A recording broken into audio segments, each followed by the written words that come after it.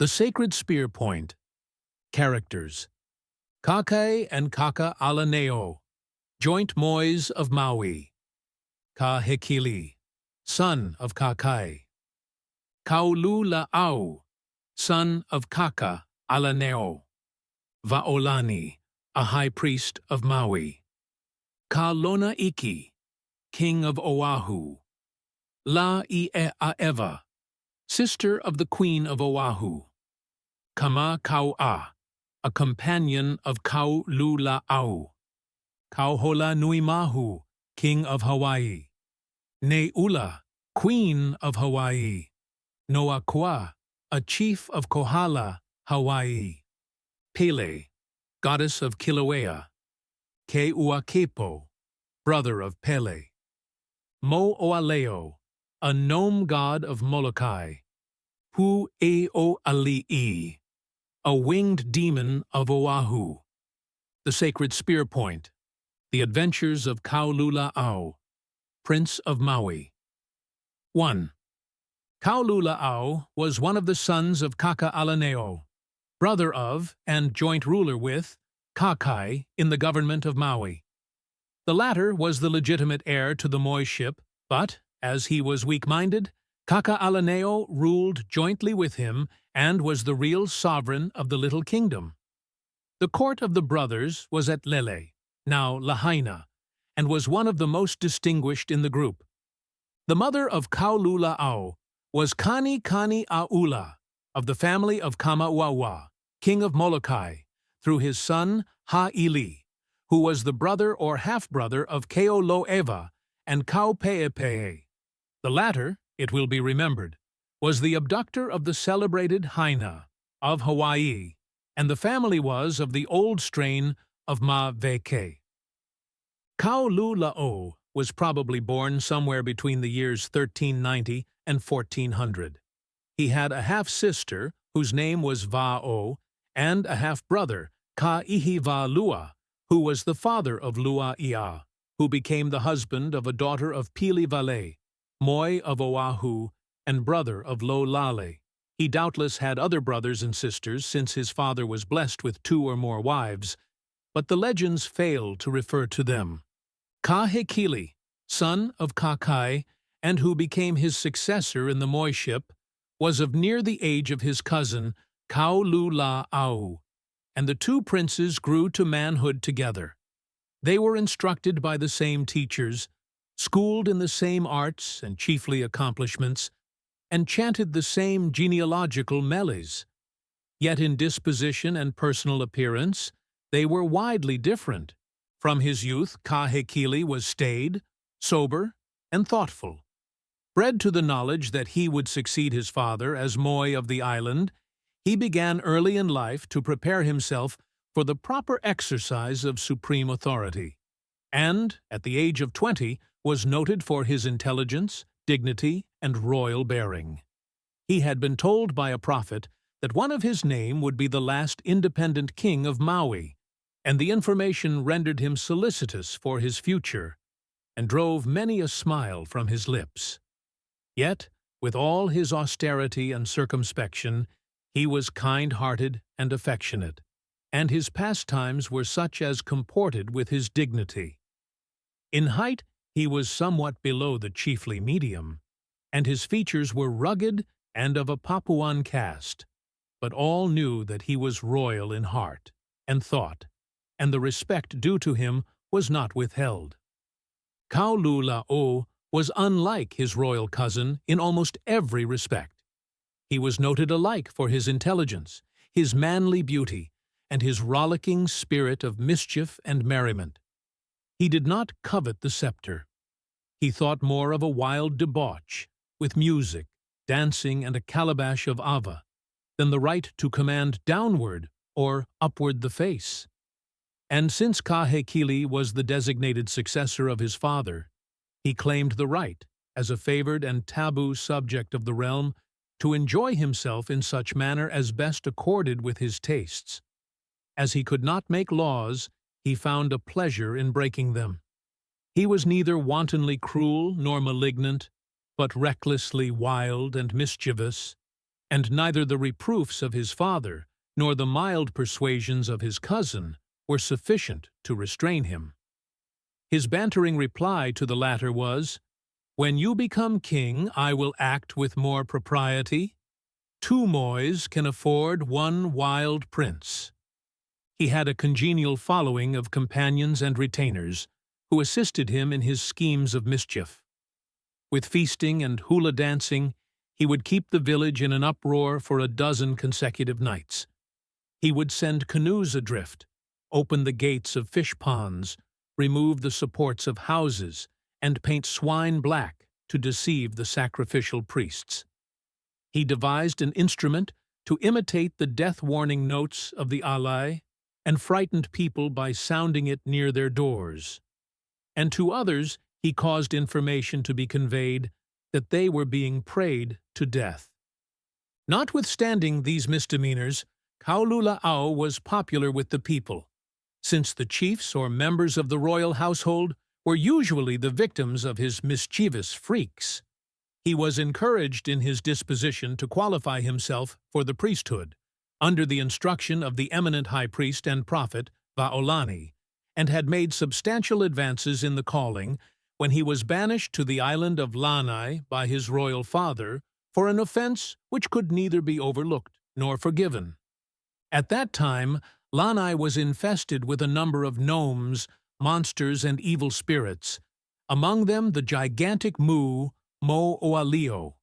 They ravaged fields, uprooted coconut trees, destroyed the walls of fish ponds, and otherwise frightened and discomfited the inhabitants of the island.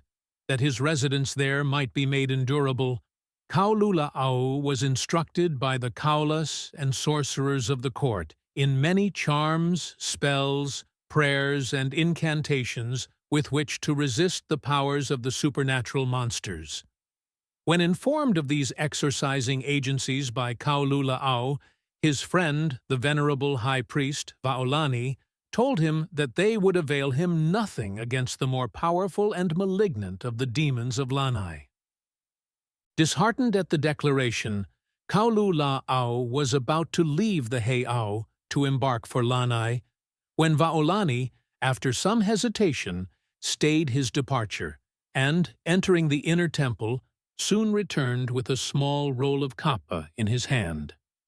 Slowly uncording and removing many folds of cloth, an ivory spear point a span in length was finally brought to view. Holding it before the prince, he said, "Take this. It will serve you in any way you may require. Its powers are greater than those of any god inhabiting the earth. It has been dipped in the waters of Po, and many generations ago was left by Lono upon one of his altars for the protection of a temple, menaced by a mighty fish god who found a retreat beneath it, in a great cavern connected with the sea. Draw a line with it, and nothing can pass the mark. Affix it to a spear and throw it, and it will reach the object, no matter how far distant. Much more will it do, but let what I have said suffice." The prince eagerly reached to possess the treasure, but the priest withdrew it and continued, "I give it to you on condition that it pass from you to no other hands than mine, and that if I am no longer living when you return to Maui, as you someday will, you will secretly deposit it with my bones. Swear to this in the name of Lono." Kaululaau solemnly pronounced the required oath. The priest then handed him the talisman, wrapped in the kapa from which it had been taken, and he left the temple and immediately embarked with a number of his attendants for Lanai. Reaching Lanai, he established his household on the south side of the island. Learning his name and rank, the people treated him with great respect, for Lanai was then a dependency of Maui, assisted in the construction of the houses necessary for his accommodation, and provided him with fish, poi, fruits, and potatoes in great abundance. In return for this devotion, he set about ridding the island of the supernatural pests with which it had been for years afflicted. In the legend of Kaululaau, the surf rider of Maui, will be found some reference to the battles of Kaululaau with the evil spirits and monsters of Lanai. His most stubborn conflict was with the gnome god Mo'wa. He imprisoned the demon within the earth by drawing a line around him with the sacred spear point, and subsequently released and drove him into the sea. More than a year was spent by Kaululaau in quieting and expelling from the island the malicious monsters that troubled it. But he succeeded in the end in completely relieving the people from their vexatious visitations. This added immeasurably to his popularity, and the choicest of the products of land and sea were laid at his feet. His triumph over the demons of Lanai was soon known on the other islands of the group, and when it reached the ears of Kaka'alaneo, he dispatched a messenger to his son, offering his forgiveness and recalling him from exile. The service he had rendered was important, and his royal father was anxious to recognize it by restoring him to favor.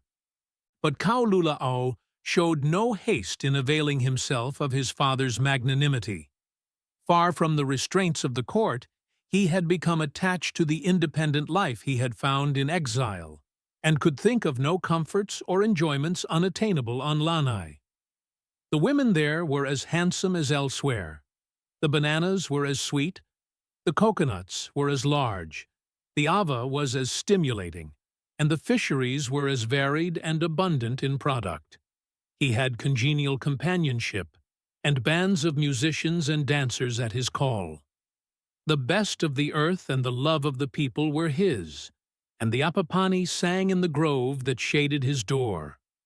What more could he ask? What more expect should he return to Maui?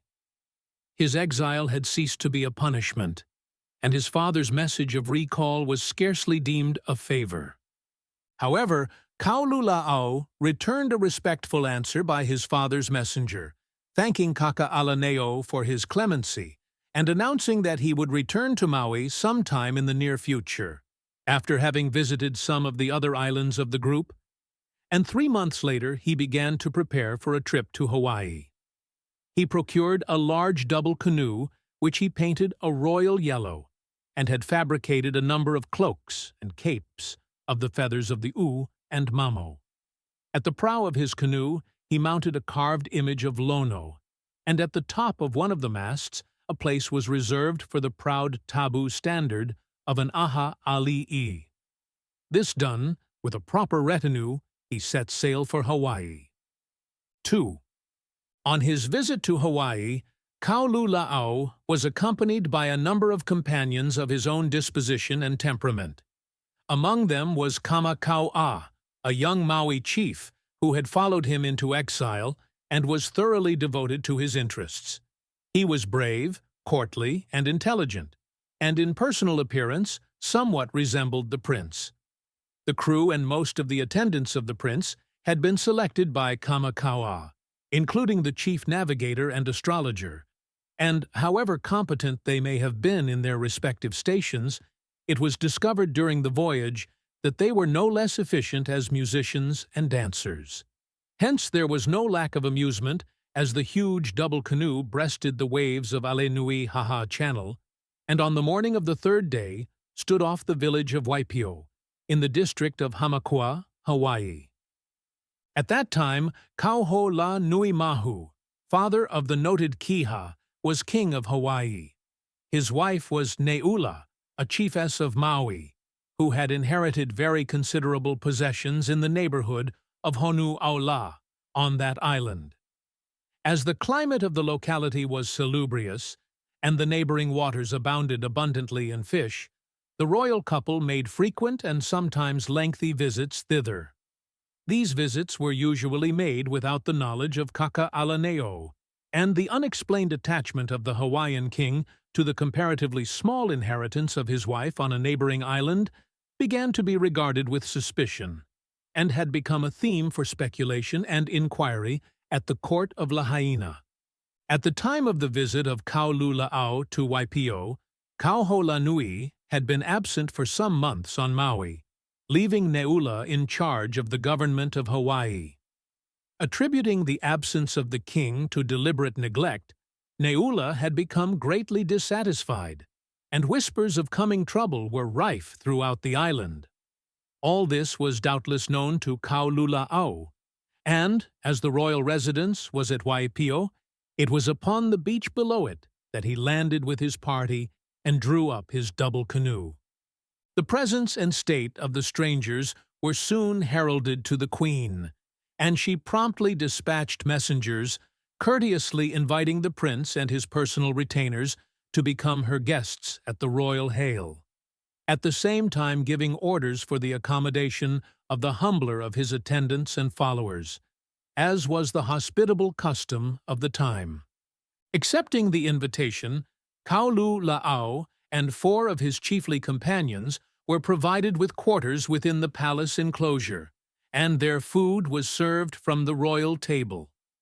In the afternoon, Kaululaau was accorded an audience with the queen, during which he presented his friends, including Kamakaua. The prince whiled away nearly a month at Waipio, and many formal entertainments were given in his honor. Neula was unusually agreeable, and was soon on terms of friendly intimacy both with the prince and Kamakaua. This was exactly what Kaululaau desired, since it enabled him to devise and assist in the execution of a scheme for bringing the king back from Maui, and keeping him thereafter within his own kingdom. Under the instructions of Kaululaau, Kamakaua assumed to be greatly smitten with the charms of the queen. As she was a comely woman, and somewhat vain of her personal appearance, the conquest of the handsome chief gratified her. But his attentions developed the fact that he had a rival in Noakua, a chief of Kohala. This discovery simplified the plans of the prince, and relieved Kamakaua of a dangerous duty in the end. In pressing his suit, he found a pretext for informing the queen that the continued absence of the king was due to the fact that he had taken another wife, with whom he was living at Honuaula, and that he had ceased to care either for his kingdom or his family. While Kamakaua was pouring this poison into the ears of Neula, Kaululaau, who had made the acquaintance of Noakua, was planting in the mind of that chief the seeds of sedition. He flattered him with the opinion that he was made to rule, and by degrees developed to him a plan through which, with the favor of the queen, he could seize the government, unite the principal chiefs in his support, and prevent Kauholanui from returning to Hawaii. The ambition of Noakua and anger of the queen at the presumed neglect and infidelity of her husband soon harmonized them in a plot against the absent king. Preparations for the revolt began to be observed when Kaululaau, not wishing to be openly identified with the dangerous movement, quietly embarked with his party for Hilo, where he remained to watch the progress of the struggle which he had been instrumental in originating. The prince had been in Hilo but a few days when a lunapai arrived from Waipio, summoning the chief of the district to repair thither with 800 warriors and announcing the assumption of the sovereignty of the island by Neula. Similar notifications were sent to the chiefs of the other districts of the kingdom, and soon all was excitement from Kau to Kohala. Hearing of the revolt, Kauholanui, who had been engaged in constructing a fish pond at Keoneoio in the neighborhood of Honuaula, left Maui at once with less than 100 spears, and, landing in Kona, whose chief could be relied upon, he started overland for Waipio. The revolution was unpopular, and with great unanimity, the chiefs and people rallied to the standard of the king. The struggle was brief. A battle was fought near Waimea, resulting in the defeat of the rebel army and the death of Noakua. This ended the revolt. As a punishment to Neula, the king took another wife, but the object of Kaululaau was accomplished, for Kauholanui never again visited Maui, although the queen spent much of her time thereafter at Honuaula, where her favorite guest and friend was Kamakaua. Leaving Hilo, Kaululaau and his party leisurely drifted along the coasts of Puna until they reached the borders of Kau, when they landed at Keauhou to spend a few days in fishing and surf riding. Weary of the sport, Kaululaau left the bathers in the surf one afternoon and threw himself under the shade of a hala tree near the shore. Watching the clouds and the seabirds circling in the heavens above him, he fell asleep, and when he awoke, his eyes fell upon a beautiful woman sitting upon a rock, not more than 100 paces distant, and silently watching the swimmers as they came riding in on the crests of the rollers. Her skirts were a paw spangled with crystals, and over her shoulders hung a short mantle of the colors of a rainbow. Her long hair was held back by a lei of flowers, and her wrists and ankles were adorned with circlets of tiny shells of pink and white.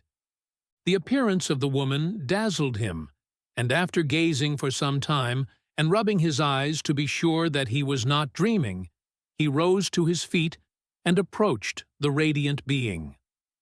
Advancing within 4 or 5 paces of the woman, apparently unobserved, he stopped, and with a cough attracted her attention. Turning her face toward him, he greeted her courteously and requested permission to approach nearer and converse with her. Her appearance indicated that she was a person of rank, and he did not feel like trespassing uninvited upon her privacy. She did not deign to make any reply to his request, but, after scanning him from head to foot, turned her face toward the sea again with a contemptuous toss of the head. He hesitated for a moment, and then turned and strode rapidly down to the beach, where his double canoe had been safely drawn up on the sands. In the guise of a bather, thought the prince, she evidently mistakes me for a servant. I will approach her in the garb to which my rank entitles me, and see what effect that will have. Entering the canoe, he girded his loins with a gaudy maro, hung round his neck a pala oa, and threw over his shoulders a royal mantle of yellow feathers. Then, crowning his head with a brilliant feather helmet, he selected a spear of the length of 6 paces and stepped from the canoe. As he did so, he stumbled. "This means that I have forgotten or omitted something of importance," said the prince to himself, stopping and in detail scanning his equipments. At that moment, a lizard ran across his path and entered a hole in the earth. This brought to mind his battle with the gigantic gnome on Lanai, and with a smile he re-entered the canoe.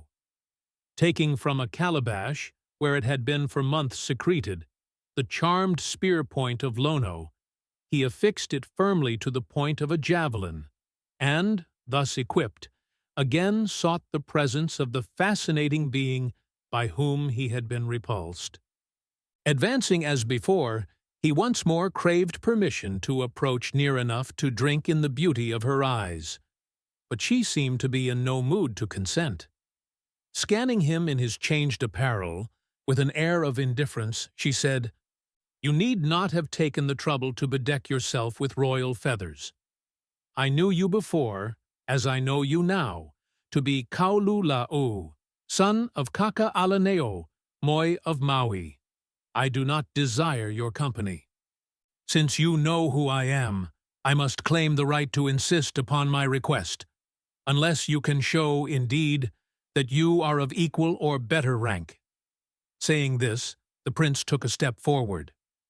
"Then come," replied the woman, "since you are rude enough to attempt it. Sit at my feet and tell me of your love, and I will search the caves for squid and beat the kapa for you." The prince advanced joyfully, and was about to seat himself at the feet of the lovely being, when with a cry of pain he sprang back. The rock he had touched was as hot as if it had just been thrown from the crater of a volcano. "Come," said the woman tauntingly. "Do you not see that I am waiting for you?" Again the prince advanced, but the earth for 2 or 3 paces around her was glimmering with heat, and he hastily withdrew to where the ground and rocks were cool. He was now satisfied that he was dealing with someone wielding supernatural powers, and resolved to test the efficacy of the charmed point of his javelin. "Why do you not come?" continued the woman in a tone of mingled defiance and reproach. "Because the earth where you are sitting is too warm for my feet," replied the prince, innocently. "Come where I am standing, and I will sit beside you." And with the point of his javelin he marked upon the ground the boundaries of a space around him. "Retire some paces, and I will do so," replied the woman confidently. The prince withdrew as requested, and she quietly removed to the spot where he had been standing. "Now come," said the woman, reseating herself. "Perhaps you will find it cooler here." "I hope so," returned the prince, as he began cautiously to advance. He crossed the line marked by the point of his javelin and felt no heat. He took 3 more steps forward, and the earth was still cool. Another step, which brought him within 2 paces of the enchantress, convinced him that her powers were impotent within the boundaries of the line he had drawn, and with a sudden leap forward, he caught her in his arms. Astounded at the failure of her powers and humiliated at her defeat, the woman struggled to free herself from the embrace of the prince. But within the charmed circle, she possessed but the strength of a simple woman, and was compelled to yield to the supreme indignities of superior force. Exasperated beyond measure, she at length succeeded in eluding his grasp and springing beyond the fatal line. The prince followed, but she was now herself, and he could neither overtake nor restrain her. Retreating some distance up the hill, she suddenly stopped and awaited his approach. She permitted him to advance within 40 or 50 paces of her, when, in the space of a breath, she abandoned her captivating disguise and stood forth in the form of Pele, the dreadful goddess of Kilauea. Her eyes were bright as the midday sun, and her hair was like a flame of fire. The prince stopped in dismay. The goddess raised her hand, and at her feet burst forth a stream of molten lava, rolling fiercely down upon the prince as if to engulf him. He started to escape by flight, but the stream widened and increased in speed as it followed.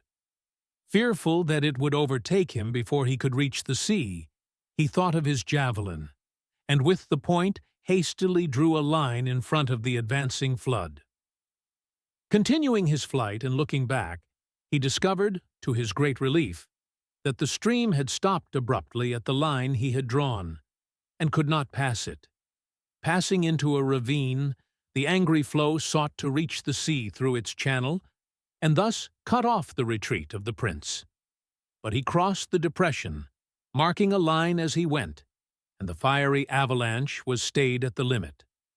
Observing that she was thwarted by some power whose element seemed to be of the earth, Pele summoned her brother Keuakepo from Kilauea, and a shower of fire and ashes descended upon Kaululaau and his companions. Leaping into the sea to avoid the fire, they dragged the double canoe from its moorings, and, swimming and pushing it through the breakers, escaped from the coast with but little injury. 3. Having embroiled himself with the divine and political powers of Hawaii, Kaululaau rounded the southern point of Lanai and set sail for Molokai. He spent a month on that island with the royal relatives of his mother, by whom he was appropriately received and entertained. He visited the home of La'amaomao, the wind god, the poisoned grove of Kalaipahoa, and the demolished fortress on the promontory of Haupu, where the gallant Kaupeepee, of whose blood he was, met his dramatic death. He then set sail for Oahu. The island of Oahu was at that period one of the most prosperous in the group. It was under the government of Kaululaau, one of the 2 sons of Ma'ilikukahi, who during his reign had instituted a code of laws giving better protection to the poor, making theft punishable with death, and claiming as the wards of the government the firstborn male children of all families, without regard to rank or condition. Kaululaau continued the peaceful and intelligent policy of his father, and his court was noted alike for the brilliancy of its chiefs and the beauty of its women. His principal place of residence was Waikiki, although he had sumptuous temporary resorts at Ava and Waialua. Kaululaau first touched at Waialua, but, learning that the king was at Waikiki, he ordered his canoe to proceed around to the south side of the island in charge of his chief navigator, while he and Kamakaua concluded to make the journey overland. Dispensing with all insignia of rank and habited like simple commoners, the prince and his companion started unattended for Waikiki. Both were armed with javelins, but the one borne by Kaululaau was tipped with the charmed point of Lono. Proceeding along the foot of the Ka'ala range of mountains, in the afternoon they sat down to rest in the shade of a hala tree. In a ravine below them, 5 or 6 men were working, and scattered along its banks were a number of huts. Soon a tumult of screams reached them, and men, women, and children were seen running hither and thither in a state of great excitement. The travelers sprang to their feet, and as they did so, a gigantic bird swept immediately over their heads and winged its way toward the hills. It passed so closely that the branches of the hala tree were swayed by the motion of its mighty pinions, and its outspread wings seemed to measure scarcely less than 20 long steps from tip to tip. While watching the monster with amazement, a woman approached, and to the questions of the prince replied, between wails of anguish, that the great bird, the Pu'eo Elii as she called it, had just killed her only child in front of her hut, with a stab to the heart, resembling the cut of a knife. She hurriedly gave the additional information that for many years past the same bird had at intervals visited different districts of the island, killing children, pigs, and fowls, and that the priests had declared it to be a pu'eo, or owl, sacred to the gods, and which could not therefore be molested with safety, even if harm to it were possible from human hands. Better learned in the inspiration and purposes of such visitations, since he had been instructed by the eminent high priest Vaolani, and having had many conflicts with malignant spirits, he doubted that the monster he had just seen was of the sacred Pu'eo family, and requested that he be shown the dead child. Proceeding to the hut and inspecting the wound, he observed that the fatal cut was upward and not downward, as it would have been had it been made by the beak of an owl. This confirmed him in the correctness of his first impression, and, requesting Kamakaua to follow him, he started toward the hills in the direction taken by the bird. They could still see it in the distance, like a dark cloud against the mountain. After following it for some time, the bird swooped down to commit some fresh depredation, and then rose and alighted upon a rocky ridge with precipitous face sweeping down from the main summit of Ka'ala. "Why go farther?" said Kamakaua. "We cannot reach the bird, and, if we could, our spears would be like straws to such a monster." As if by a strong hand, the javelin in the grasp of the prince forcibly turned and pointed toward the bird. Smiling at the augury, Kaululaau replied, "Look you carefully back, and see if we are followed." Kamakaua turned his face in compliance, and as he did so, the prince poised his javelin and hurled it in the direction of the bird. In 20 paces the point did not droop. In 40 it did not fall to the ground. In 100 a new energy seized it, and like a flash of light it sped out of sight.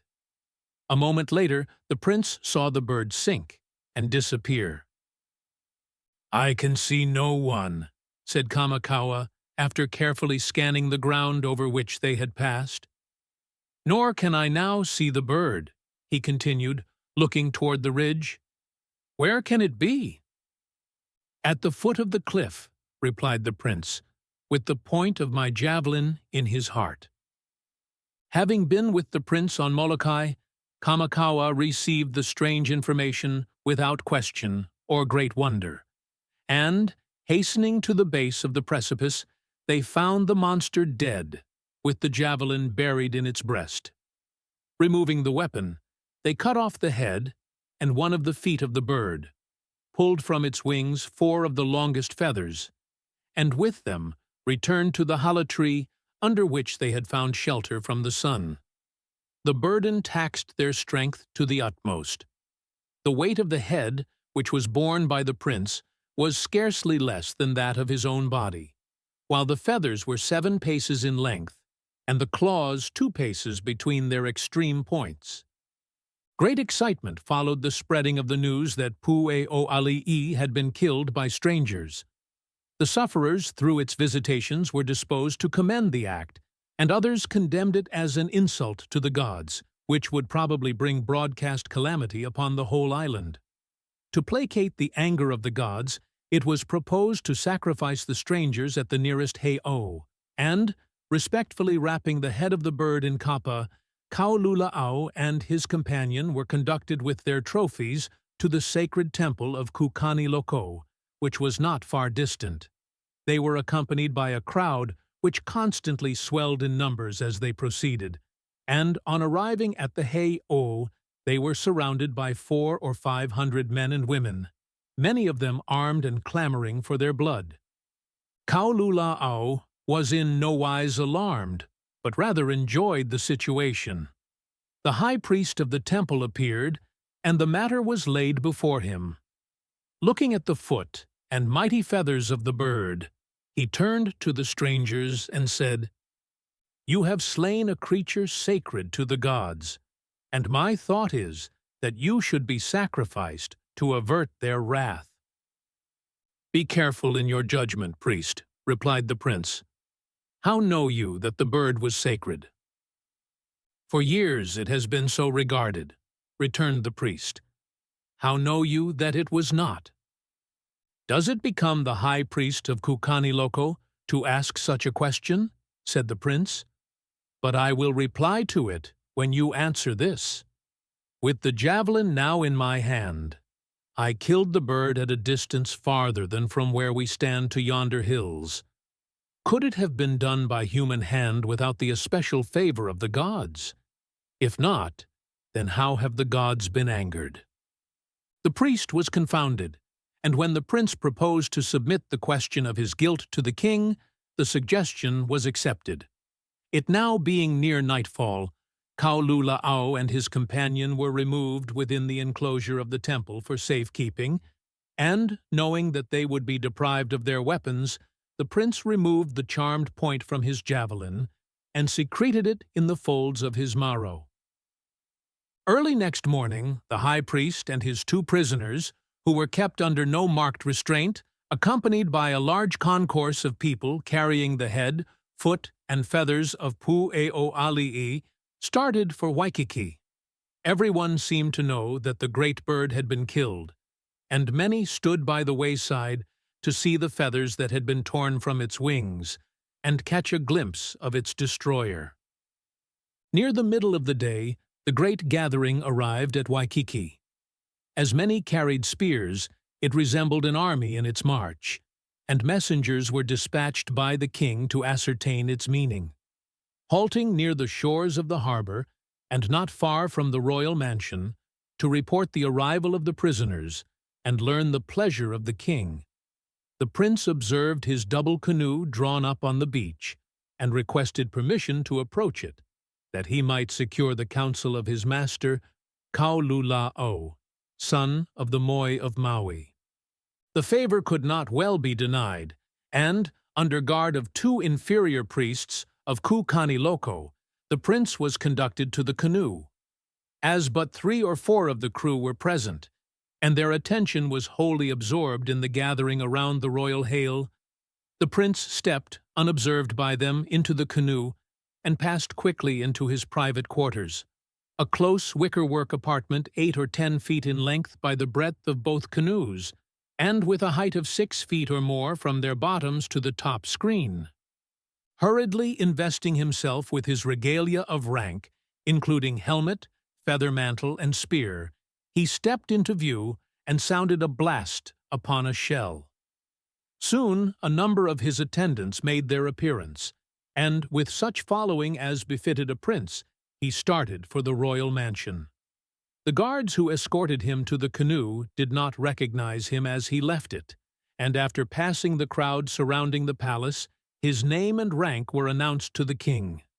He was promptly met and courteously welcomed at the door by Kaululaau, and informed that messengers of greeting and invitation would have been dispatched to him had his presence at Waikiki been known. Kaululaau then apprised the king that he had but just arrived overland from Waialua, while his double canoe had been sent around to meet him at Waikiki, and that it was his purpose to spend some days on Oahu. The hospitalities of the royal hail were then tendered and accepted, after which the king explained to his distinguished guest the cause of the large gathering around the palace, and invited him to an inspection of the head, feathers, and claws of the mighty Pu'eo'ali'i, and to listen to the story of the slayer of the sacred bird, should he deem it of sufficient interest. Kaululaau accompanied the king to a large dancing pavilion within the royal enclosure, to which had been conveyed the severed parts of the gigantic bird. After the claws and feathers had been examined with awe and amazement, the king ordered the slayer of the bird to be brought before him.